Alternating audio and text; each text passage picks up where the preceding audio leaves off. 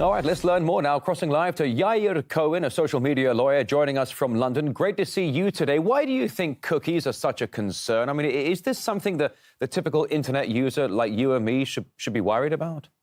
Yes, of course. It is all to do with how much information and what type of information big tech companies are collecting about our activities, and then what they actually do with that information. So there's been a cat and mouse game here being played between the EU and the big tech.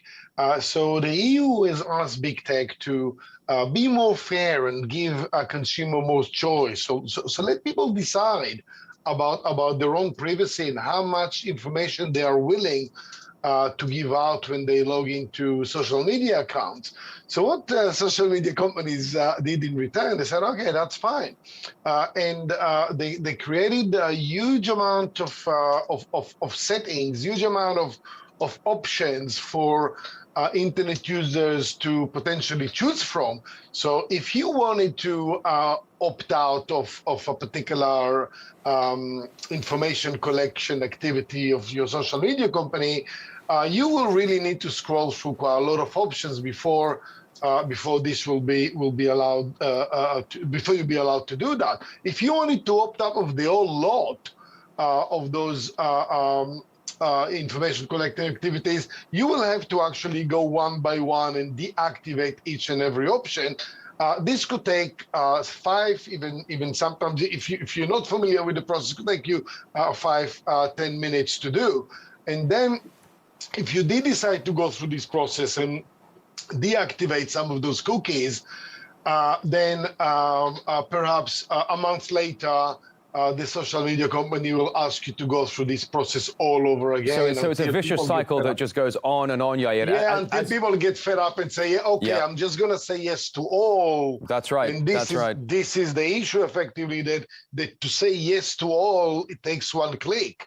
But to opt out could take you, a very long time to do. Well, and clearly, it's a bit of a hassle, Yair. But I wanted to ask you if we can take a larger look at this, because once again, to remind our viewer, France is fining Google and Facebook roughly 200 million euros for this use of essentially illegally tracking people through cookies. But France bases this ruling on a 2018 law requiring internet firms to get users' consent before installing cookies on their devices. Is that law being widely flouted? I mean, not just by Facebook and Google, but by most tech firms, do you think? Yes, indeed. What they kind of decided to do was effectively make it very, very easy for you to say yes to everything and carry on with your browsing.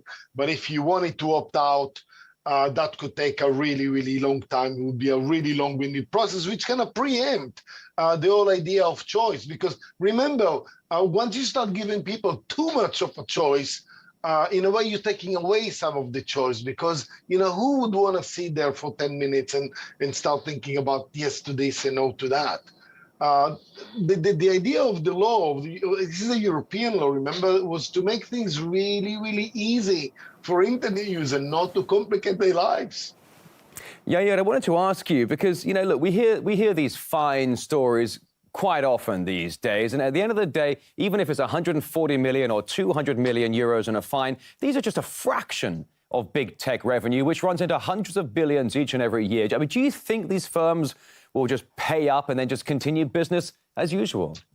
They will pay up, and they will make slight changes that, of course, are not going to be satisfactory.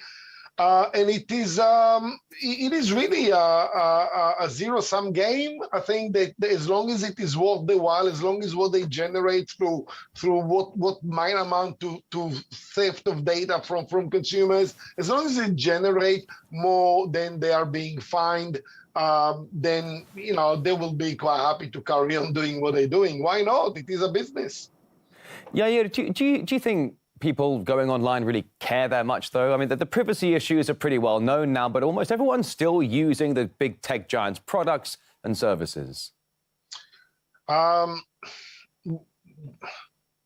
It's a difficult question. I think that many of us don't fully understand the implications of the data collection that is being carried out.